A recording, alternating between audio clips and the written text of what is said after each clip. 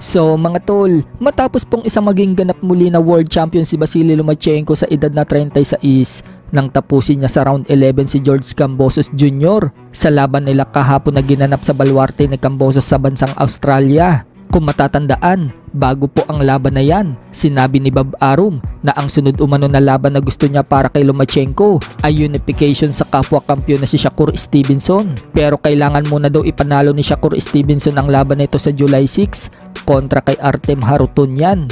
Kapag nagtagumpay daw si Stevenson, unification na daw ang laban nila ni Lomachenko. Pero matapos pong manalo ni Lomachenko kay Kambosos, bigla pong may siningit si Bob Arum. Bukod kasi kay Shakur Stevenson na potensyal na makakalaban ni Lomachenko, binanggit din ni Bob Arum na potensyal din umano makakalaban ni Lomachenko si WBA Lightweight World Champion Gervonta Tank Davis at 3 Division World Champion Emmanuel Navarrete. Nasundan pa nga yan mga tol nang hamunin ni Tank Davis si Lomachenko sa social media na ayon kay Tank Davis, isusunod umano niya si Loma pagkatapos daw niyang talunin si Frank Martin sa June 15. Sumagot naman si Lomachenko mga tol sa hamon ni Tank Davis at palagpo si Lomachenko kay Tank Davis. Wika ni Loma, wala daw siyang tinatakbuhan sa buong karera niya sa professional boxing. Magpapahinga lang muna daw siya saglit.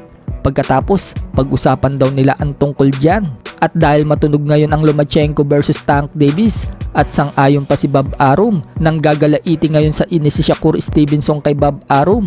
Wika ni Stevenson, iniiwas umano ni Bob Arum sa kanya si Lomachenko. Katulad daw ng ginawa ni Bob Arum noong kay Pacquiao nang iniwas daw ito kay Terence Crawford.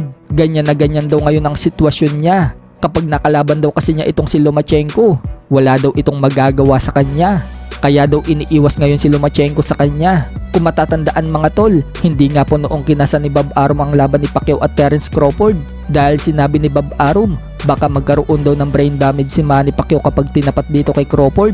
So ganyan nga po ngayon ang iniisip ni Shakur Stevenson na parang si Crawford daw siya. Kung iniiwas itong si Pacquiao kay Crawford, iniiwas naman daw si Lomachenko sa kanya. Dagdag pa ni Shakur, sana daw nakinig na lang daw siya dito kay Mayweather. Noong sabihin daw sa kanya ni Mayweather na ayaw daw ng top rank na ipalaban ang mga black fighters. Gagamitin lang umano sila ni Bob Arum. Kapag wala ng pakinabang, ipapabayaan na. Sa kabilang banda naman mga tol, upset nga po ang nangyari sa undercard ni Lomachenko at Kambosos. Yan po ang laban sa pagitan ni Andrew Moloney versus Pedro Guevara. Yan po yung dating tinalo ni Casimero mga tol. Nasilat nga po si Moloney mga tol ni Guevara. Nanalo itong si Guevara via split decision. Hindi naman matanggap ni Andrew Moloney ang pagkatalo niya. At sa inis, pagkatapos ng laban, sinabi niya magre-retiro na umano siya. Sabay walkout sa ring. Sumukang bata din pala ni Sean Gibbons itong si Guevara mga tol. Pinost po kasi ng Viva Promotion ang pagkapanalo ni Guevara. Kasama pa ni Sean Gibbons itong si Guevara sa picture. Sa ibang banda naman mga tol, panalo po noong Sabado ang Pinoy na dating sparmate ni Marlon Tapales na si Herlan Gomez. Lumaban po siya sa bansang Malaysia. Tinapos niya ang Thai fighter na si Sokprasert Pontitak sa loob lamang ng 3rd rounds.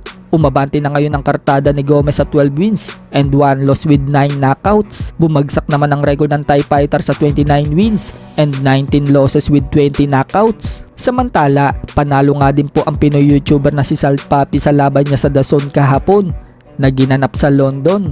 Tinalo po niyang MMA fighter na si Amadou Ferrari. Pinabagsak ni Salt Papi ang kalaban at hindi na tumuloy matapos ang 3rd round. Kaya panalo si Salt Papi via stoppage.